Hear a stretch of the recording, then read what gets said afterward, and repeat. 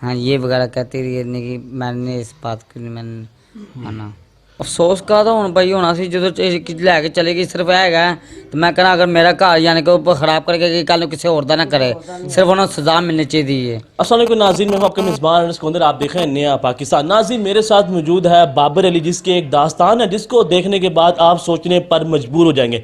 नाज़रीन बाबर अली जो है वो एक मिडिल फैमिली से बिलोंग करता है और अपने वालिद साहब के साथ कब्रिस्तान के अंदर काम करके अपनी रोज़ी रोटी कमाता है और घर का सिलसिला चलाता है। नाज़रीन इसके वालिद साहब ने और इसकी वालदा ने पिछले 18 साल से जमा पूंजी जमा करके अपने बेटे की शादी की और शादी करने के बाद एक रात के बाद ही जो दुल्हन है वो फरार हो गई। 3 तोला सोना लेके 60,000 रुपए से ज्यादा जो नकदी है वो लेके इनको चकमा दे के इनके साथ ड्रामेबाजी करके वो निकल गए। तो नाज़रीन ये काफ़ी मायूस है और इनका ये कहना है कि हमने अपनी जमा पूंजी जमा की थी और उसके बाद अपने जो बेटा उसकी शादी की थी बड़े अरमानों के साथ, लेकिन वो तमाम के तमाम जो अरमान हैं वो बह चुके हैं। तो नाज़रीन बाबर अली से गुफ्तगू का आगाज़ करते हैं जो कि दुल्हा बने हुए हैं और एक रात पहले तो ये अपनी दुल्हन के साथ थे, लेकिन इस वक्त जो दुल्हन है वो इनको चकमा दे के जा चुकी है।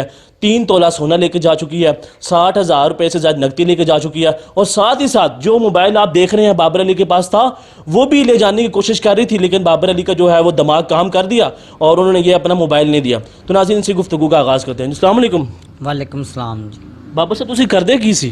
जी मैं कब्रस्तान च काम करना जी अपने वालिद नाल? हाँ जी वाला साहब फौत हो गए ने मेरे सिर्फ मेरी वालदा ने मैंने पालिया। मेरे वाला साहब 17-18 साल पहले फौत हो गए सी। मैं छोटा जिहा मेरी वालदा ने पालिया मैनू तो इत्थे काम शम करके तो पैसे पूसे मीन इकट्ठे किए सी तो बस उस उन्होंने शादी वास्ते उन्हें बड़ा चाच हो गए सी तो बस शादी करके ऐसे आए हैं तो बस दूसरे दिन एक रात रही तो दूसरे दिन चली गई है।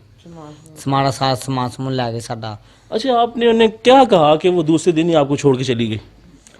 पता नहीं वैसे तो क्या कुछ नहीं निकी फराड ही सी निकी जिमें शादी कहते पे ना निकी जिमें कहते फराड शादी कर लेंगे भैन कहती सी असी जाना है जाना मैं अपने धी वाल जाना मैं अपने उधर जाना तो 9 वाल जाना तो इस तरह वो पता नहीं शादी फड़ा 3-4 दिन पहले यानी कि निकाह कर लो 3-4 दिन पुछा नहीं यानी कि किसी को नहीं निकाह करके घर लिया तो बस दूसरा असी काम तो चले गए पिछले जिस दिन वो निकल गई है।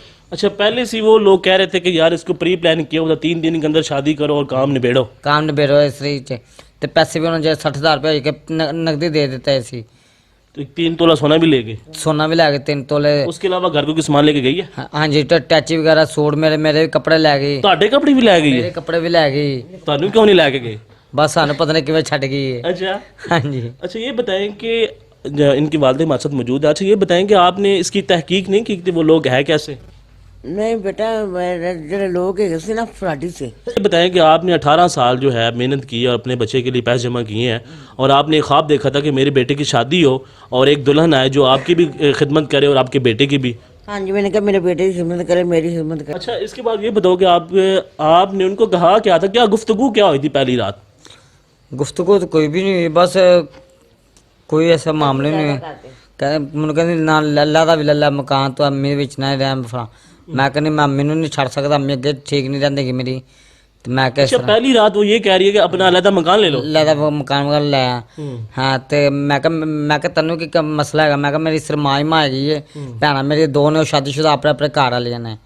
हाँ तो मैं मम्मी नहीं छड़ सकता बस क्या अम्मी मेरी शुक्र खत्म हो गई सी खुशी नाल चलो मैं यानी कि हाँ अम्मी कहती मेरी सेवा सुवा करेगी चलो कपड़े कुपड़े मेरे धोएगी मेरे बेटे धोवेगी इस तरह बस वो चलेगी समझ नहीं आएगी। फराड ही कैसी हो ना दुख होता है?